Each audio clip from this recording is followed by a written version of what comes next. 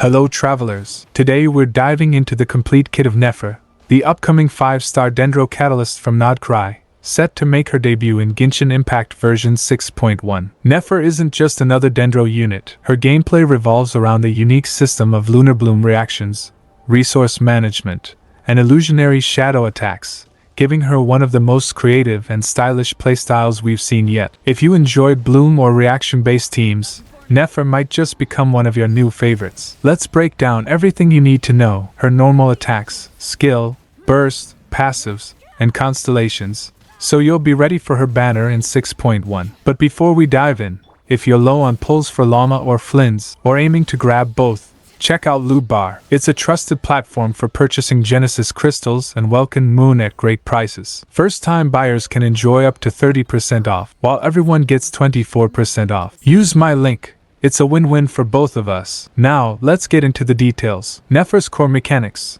Elevation. This is Nefer's special damage bonus mechanic. Unlike other damage boosts, elevation is calculated separately, giving her damage multipliers a unique scaling edge. Shadow Dance. After casting her elemental skill Senet Strategy, Dance of 1,000 Nights, Nefer enters the Shadow Dance state. While in this state, if you have at least one Verdant Dew, her charged attack transforms into a powerful special attack called Phantasm Performance. This state ends after 3 Phantasm Performances or when its timer runs out. Phantasm Performance.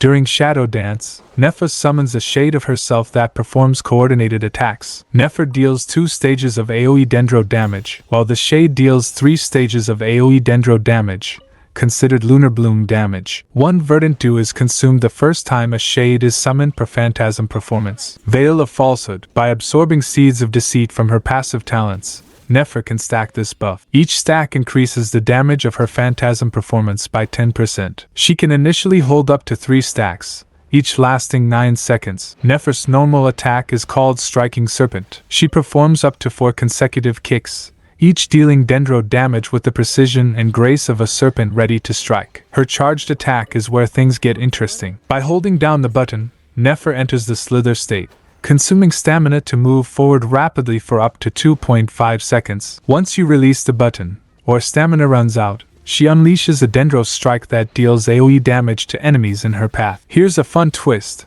if you activate her elemental skill or use sprinting while in the Slither state, it won't cancel it. This gives Nefer fluid mobility and combo potential that other Catalyst characters simply don't have. Her plunging attack is more traditional.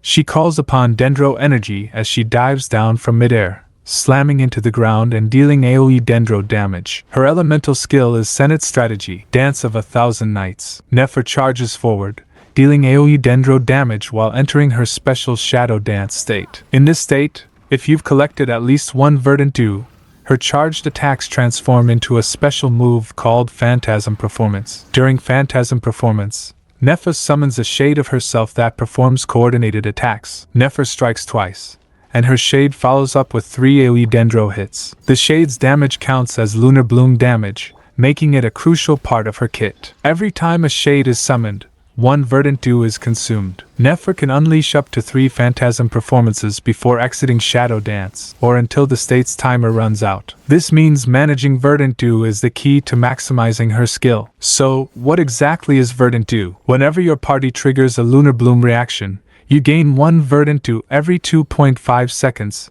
up to a maximum of 3 stacks. If you trigger another Lunar Bloom during the effect's duration, the timer resets, so you can keep refreshing it. Think of Verdant Dew as Nefer's personal fuel system. It's what allows her to chain Phantasm Performances and extend her Shadow Dance combos. Without it, her gameplay flow slows down. On top of that, through passives like Veil of Falsehood, Verdant Dew also powers up her overall damage potential, which we'll get into shortly. Nefer's burst is Sacred Vow, True Eyes Phantasm. She channels the Sight of Thoth, striking enemies ahead with a massive AoE Dendro attack. Here's the kicker: when she casts her burst, Nefer consumes all stacks of Veil of Falsehood, a buff she builds through her passives, to significantly boost the damage of the burst itself. This creates a loop where you want to carefully manage Seeds of Deceit and Phantasm Performances to stack Veil of Falsehood, and then unleash it all in one devastating burst. It's elegant, it's thematic, and it rewards good timing. Let's break down Nefer's passives, because this is where her kit really starts to shine. Talent 1.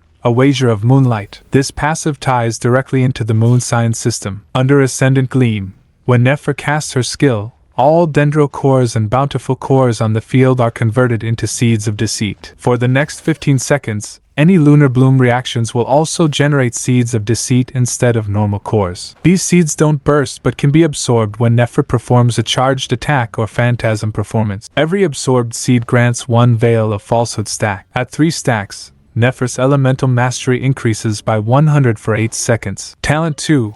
Daughter of the Dust and Sand. For every point of elemental mastery Nefer has beyond 500, she gains 0 point for attack, up to 200 attack. This makes building her with high elemental mastery extremely rewarding. Talent 3. Moon Sign Benediction.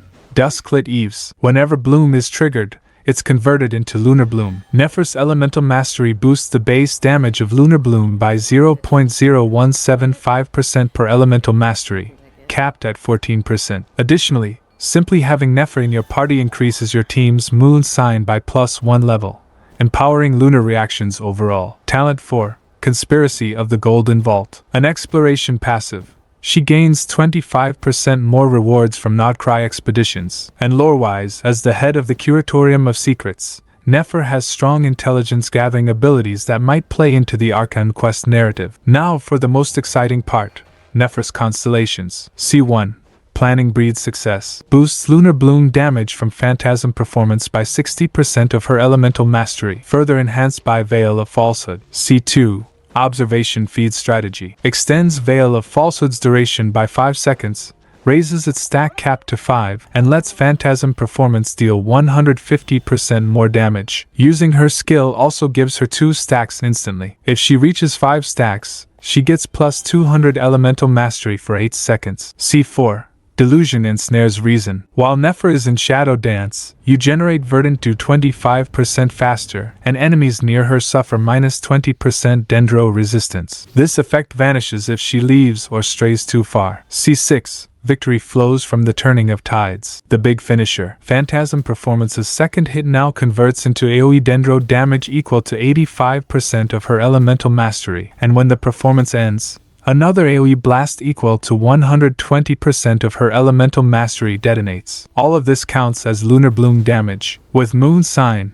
Ascendant Gleam, her Lunar Bloom damage gets an additional 15% boost. This constellation basically makes Nefer a Lunar Bloom nuker, capable of insane AoE chain damage. So, what makes Nefer special? She's not just another Dendro Catalyst character. Nefer is a Lunar Bloom specialist with a dual resource mechanic that rewards elemental mastery stacking, precise reaction management, and smart timing. Her synergy with Verdant Dew and Veil of Falsehood gives her a distinct rhythm, building resources, chaining Phantasm Performances, and detonating with a massive burst. She'll likely shine alongside Hydro supports for consistent bloom triggers and other lunar enablers like Llama from 6.0. With the right team, Nefer could easily be one of the strongest Dendro DPS units in Genshin's future meta. Since she's officially expected to release in version 6.1, you still have plenty of time to start saving your Primo Gems if you want to pull her. So, what do you think of Nefer's kit? Will she be a must-pull for your Bloom teams? Drop your thoughts in the comments, and if you enjoyed this breakdown,